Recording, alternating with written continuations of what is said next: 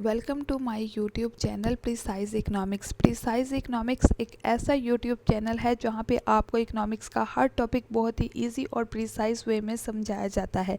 तो चलें आज का टॉपिक स्टार्ट करते हैं। आज का हमारा टॉपिक है law of demand. Law of demand हमें क्या बताता है?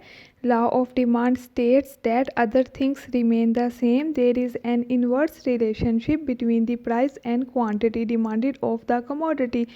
ये प्राइस और क्वांटिटी डिमांड के दरमियान का रिलेशनशिप बताता है। और कैसा रिलेशनशिप है? Inverse relationship.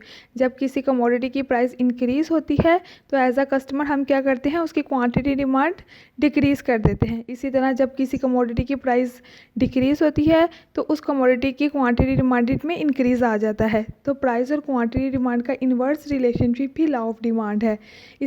अब इसका फर्स्ट पार्ट देखें, other things remain the same. इसका क्या मतलब है? बाकी जितने फैक्टर कमोडिटी पर अफेक्ट कर रहे हैं वो सब के सब क्या हैं? कांस्टेंट है। लॉ ऑफ डिमांड में हम प्राइस और क्वांटिटी डिमांड का रिलेशनशिप ही देखते हैं।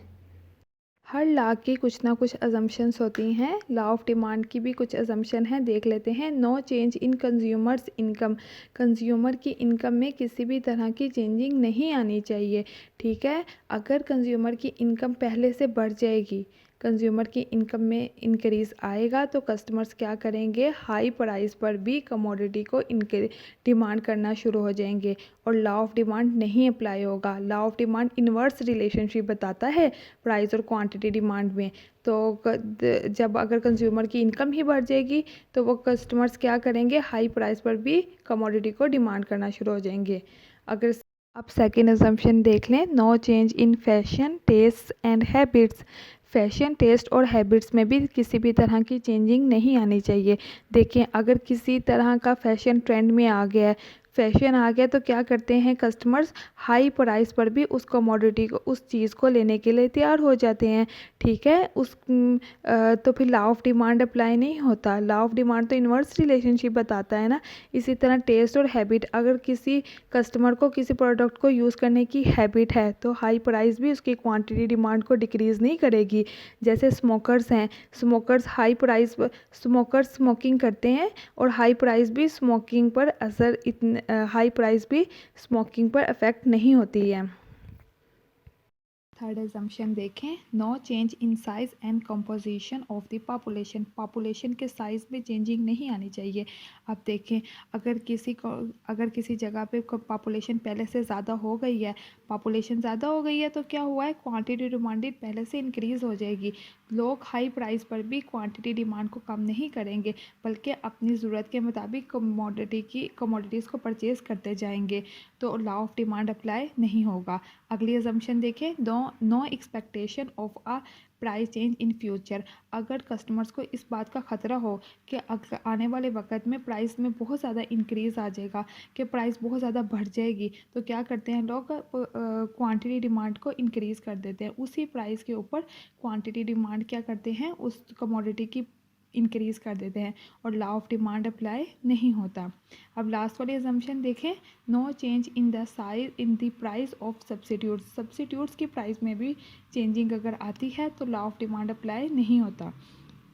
पेप्सी और कोक दोनों सब्सिट्यूट्स है ना। अगर आप पेप्सी की प्राइस बहुत ज़्यादा इंक्रीज़ कर गई है लेकिन कोक की प्राइस में कोई चेंज नहीं आया है तो क्या होगा? लोग क्या करेंगे? पेप्सी को छोड़ के कोक को सेम प्राइस पर, क्वांटिटी जितनी पहले प्राइस थी उतनी ही प्राइस पर उसकी क्वांटिटी डिमांड में इंक्रीज़ कर देंगे, क्वांटिटी डिमांड उसकी इंक्रीज़ कर देंगे और फिर क्या होगा? लॉ ऑफ डिमांड अप्लाई नहीं होगा। ये कुछ अजम्पशंस थी लॉ ऑफ डिमांड की।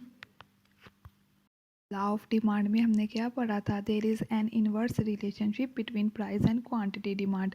अब देखें, इसको ग्राफिकली तौर पर प्लॉट किया गया है। एक तरफ प्राइस ली गई है एप्पल्स की और एक तरफ क्वांटिटी डिमांड ली गई है एप्पल्स की। अब जैसे जैसे प्राइस में कमी आ रही है एप्पल्स की, कस्टमर्स क्या कर रहे हैं? क्वांटिटी डिमांड एप्पल्स की इंक्रीज़ करते जा रहे हैं। 50 जब रुपीज़ थी एप्पल्स की पर केजी तो 10 केजी डिमांड करते थे। इसी तरह जब एप्पल्स की प्राइस 40 हो गई तो कस्टमर्स ने क्या किया?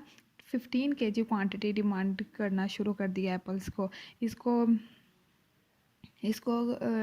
ग्राफिकली तौर पर भी बताया गया है। एक्स एक्सिस पे आपकी क्वांटिटी डिमांड दी गई है एप्पल्स की, और वाई एक्सिस पे क्या लिया गया है, प्राइस।